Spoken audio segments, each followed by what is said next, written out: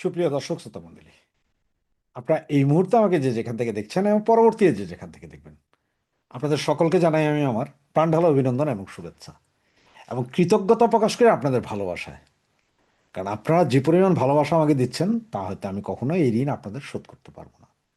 এরপরও আপনাদের কাছে আমার চাওয়া যে আমার ভয়েস, আমার কথাগুলো যাতে বাংলাদেশের প্রত্যন্ত অঞ্চলে পৌঁছে, সেই ব্যবস্থাটা আপনারা করতে হবে। আর এটা করার জন্য আপনাদেরকে চ্যানেলটি সাবস্ক্রাইব নিজেরা করতে হবে, বন্ধু বান্ধব ভাই বোন সকলকে বলতে হবে। আর এই কষ্টটুকু আমার জন্য হয়তো আপনারা করবেন, এটা আমার দৃঢ় বিশ্বাস। তো এতক্ষণে আপনারা ব্যানার এবং হেডলাইন দেখে হয়তো বুঝতে পারছেন যে আমি কি বলছি, বা কোনো দিকে গুলাইয়ে ফেলছি কিনা। যে অমিত শাহর হুমকি, শেখ হাসিনা আসছেন লাইভে, দুইটা কিন্তু দুই জিনিস। হঠাৎ করে গতকালকে সম্ভবত অমিত শাহ, ভারতের অমিত শাহ, উনি বিশাল একটা হুমকি দিয়ে বসছেন বাংলাদেশকে, না? তো চলেন আমরা একটু সাইজ করি না ইন্ডিয়াকে, কি বলেন ভাইয়ারা? ইন্ডিয়াকে একটু সাইজ করা দরকার না? কারণ আমরা তো বঙ্গু, আমরা যদি সাইজ না করি কিভাবে হবে? তো আমি আমাদের নেত্রীর ভিডিও কনফারেন্স সেটার ব্যাপারে বলছি, তার আগে একটু অমিত শাহের বিষয়টা বলি। দেখেন, উনি যে হুমকিটা দিয়েছেন বহুদিন পরে উনি বলছেন, আর আমার হিসাবে অরিজিনাল কথাটাই বলছেন, যে এখানকার জায়গা কি তোমার বাপ দাদার, তোমার বাপের জায়গা যে তুমি তুইলা লইয়া যাইবা? ঠিক আছে না? বাংলাদেশ স্বাধীন করছিল বঙ্গবন্ধু শেখ মুজিবুর রহমান, আর আমাদের জননেত্রী শেখ হাসিনা এই দেশ 21 বছর শাসন করেছে। ওনার আমলে অনেক উন্নয়ন হয়েছে। এরপরও বলা হয় যে দেশ কি তোমার বাপ দাদার, এ বঙ্গুরা বলে। তো ঠিক সেম কথাটা আজকে অমিত শাহ বললেন, ভারতের মাটি তোমাদের বাপদাদার। ভারত যুদ্ধ করা লাগবো না ভাই।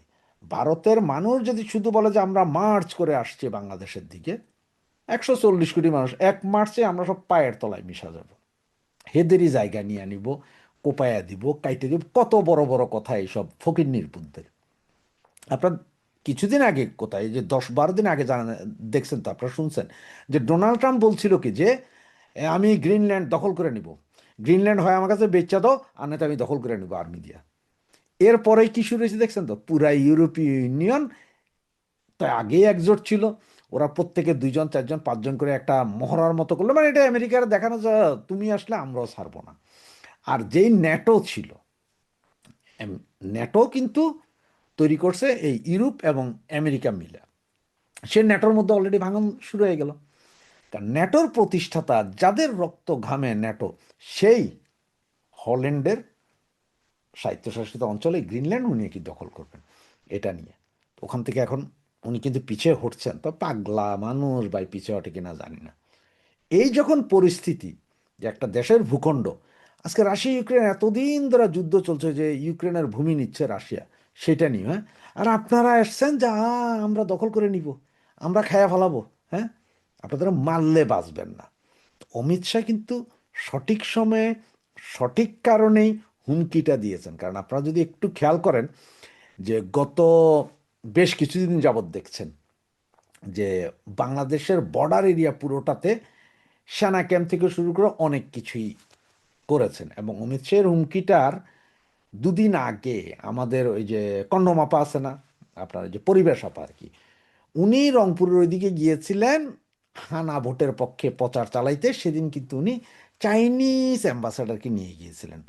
ভোটের ক্যাম্পেইন বাংলাদেশের, ভোট ক্যাম্পেইন, ভোট দিবে বাংলাদেশের জনগণ, আর আপনারা নিরপেক্ষভাবে ইলেকশনটা করবেন, আপনারা কেন হানা পক্ষের প্রচার চালাইতেছেন? প্রথম কথা। দ্বিতীয় কথা হচ্ছে যে সেইখানে আবার এই চাইনিজ রাষ্ট্রদূত নিয়ে যেতে হবে কেন আপনারে? উনি কি বুঝে? উনি হানার বুঝে এটা কি? উনি বাংলায় কথা কয়, ইংলিশ পারে, কিছুই তো না। তাহলে ওনার নিয়ে যেতে হবে। এগুলো হচ্ছে যে ওই জায়গায়, মানে আমেরিকা, ইন্ডিয়ারে দেখানো যে দেখো আমাদের সাথে আছে। তো এই জন্য অমিত শাহ যে হুমকিটা দিছেন, এই হুমকিটার ফলাফল আমরা কিছু না কিছু পাবো। একদম যে কিছু পাবো না তা না, কিছু না কিছু পাবো। এদিকে ভারতের, আজকে বাংলাদেশের অনেক পত্রিকায় হয়তো দেখছেন, হ্যাঁ ভারত বাজেট পেশ করেছে, সেখানে বাংলাদেশকে দেওয়া সাহায্য কমিয়ে দিয়েছে। কেন রে ফকির নির্বুত, তোরা না বলে বয়কট ভারত, বয়কট ভারত? তো এখন তোদের বরাদ্দ কমিয়ে দিয়েছে, তাতে কি হয়েছে? তোরা তো বয়কট ভারত। আমি তো কমু যে এম্বাসি মেম্বাসি, ভারতের এম্বাসি মেম্বাসি যা আছে তোরা সব জ্বালায়া পড়াইয়া দে, কূটনীতিক সম্পর্কই ছিন্ন করে আলা। তোরা পাকিস্তানের সাথে কর, তোরা ওখান থেকে বাংলা, পাকিস্তান থেকে গাধার মাংস আইন না গরুর নামে ব্যাস বেচা খা। ঠিক আছে না? এই অবস্থাতেই চলবে। সুতরাং অমিত শাহের যেই হুমকি, এতদিন পরে একটা হুমকি দিছে, তবে এই হুমকিতে বাঙালির কাজ হবে না। আমার মতে ইন্ডিয়া একটা ডলাও দিতে হবে। কারণ আপনি দেখেন, মুম্বাই অ্যাটাকের যেসব লোকগুলো, মুম্বাই বিস্ফোরণে জড়িত যেসব লোকগুলো ছিল, এবং এটা ইন্টারন্যাশনালি জানে, এই লোকগুলো এখন বাংলাদেশে আছে সবাই। এবং পাকিস্তানের প্রচুর সন্ত্রাসী সংগঠনের লোকজন এখন বাংলাদেশে আছে। হ্যাঁ, যে কোনো মুহূর্তে যে কোনো কিছু ওরা ঘটাইতে পারে। শুধু ইন্ডিয়া তো দেখেই থাকে, ভাই আমার দেশ আমি রক্ষা করব না? আপনার বাড়ি এসে কেউ যদি বলে যে আপনার বাড়ি দখল করবেন, আপনার বাড়ির জায়গা এটা আমার, আপনার ছেড়ে দিবেন? আপনিও তো আপনার বাড়ির সীমানা প্রাচীর দেন, বা জায়গার মাপজোক থাকে যে ভাই এখানে এসেন না, এখানে নিয়ে নিলে মারামারি হয়ে যায় না, কোপাকুপি হয়ে যায়। আরে বাপের সম্পত্তি ভাগের জন্য দুই ভাই পিটাপিটি হয়, সেইখানে আপনার আরেক দেশের সম্পদ খাইয়া ফেলাবেন, ভাগ করে দিবেন, আপনার নিজেরই লেংটির খবর নাই। এটা অবস্থা কি জানেন, যা আপনার নিজেরই ওই মিডল দণ্ড দেখা যায়, আবার আপনি কইতেছেন যে আরেকজনের পাছা দেখা যায় কেন? এই হচ্ছে বাঙালির অবস্থা। তো অমিত শাহ যা বলছেন, আমার মনে হয় কি জানেন, যে যে কোনো মুহূর্তে এমনও হইতে পারে যে বাংলাদেশের 3 টুকরা করে শুধু ঢাকার টুকরাটা রাইখা বাকি দোনোটাই ইন্ডিয়া দখল করে কইতে পারে যে এটা আমাদের ভূমি, এবার তোরা যা ফালাবি ফালা। এটা হইতে পারে, এরকম হওয়ার সম্ভাবনা খুব বেশি। এখন আসেন যে আমি, আমাদের নেত্রী, আমাদের আপা, ওনার যেই বার্তা আসবে, তবে অনেকে বলছে যে ভিডিও বার্তা দিবেন, তবে আমার কাছে যে খবরটুকু আছে সেটা হচ্ছে যে উনি ভিডিও বার্তা দিবেন না। উনি প্রায় 7 থেকে 8 মিনিটের জন্য সারা বাংলাদেশ সহ বিশ্বে বাংলা ভাষাভাষী মানে বাংলাদেশিদের জন্য, বাংলাদেশের জনগণের উদ্দেশ্যে 12 তারিখের আগে একটা ভাষণ দেবেন। নির্বাচনের আগে, এই অবৈধ নির্বাচনটার আগে একটা ভাষণ দিবেন। সেই ভাষণটাতে উনি এই নির্বাচন যে আওয়ামী লীগ বিন যে নির্বাচনে, এটা তো অবৈধ নির্বাচন, এই বিষয়ে এত কোনো দিক নির্দেশনা তুলে দিবেন, এবং জনগণের উদ্দেশ্যে, বাংলাদেশের জনগণের উদ্দেশ্যে কিভাবে এই নির্বাচনে না গিয়ে নিজ ঘর থেকে boycott, no vote no vote, মানে আমরা ভোট দিতে যাবো না, জীবন বাঁচাও, এইটা বইলা এই ধরনের দিক নির্দেশনা দেওয়ার একটা কথা আছে বলে আমার কাছে যতটুকু।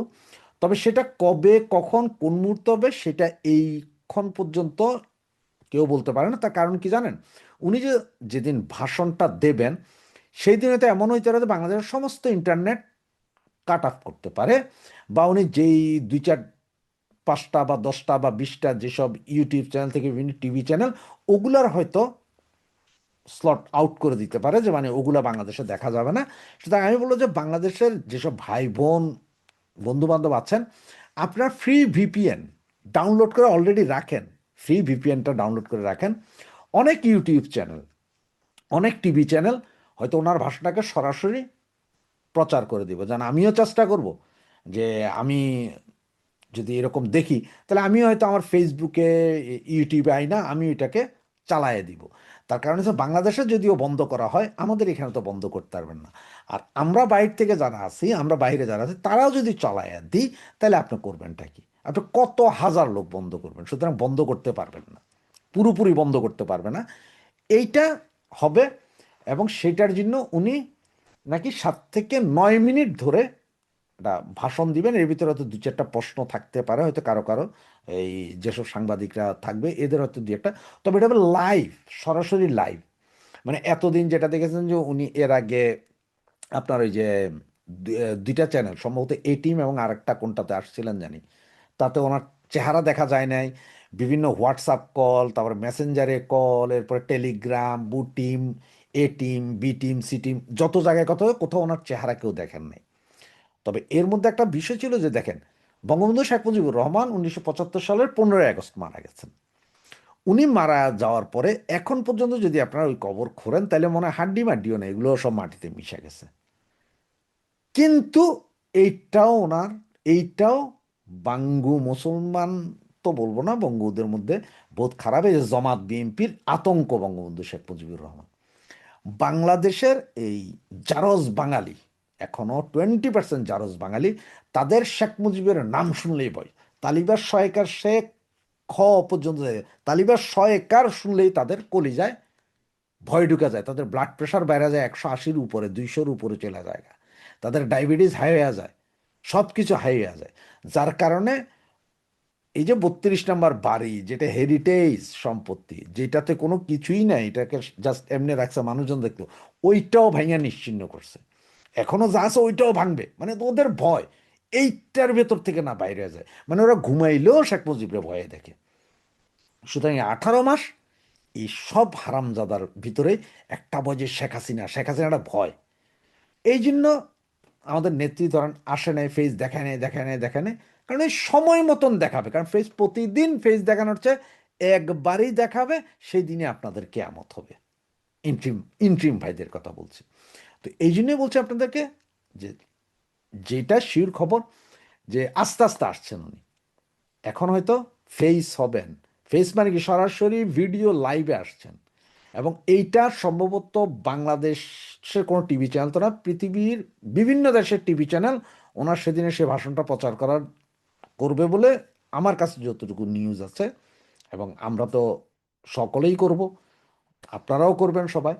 এবং এইটা হবে একটা ভূমিকম্প, এবং এটার পরেই যে কোনো মুহূর্তে উনি আবার বাংলাদেশও চলে আসতে পারেন।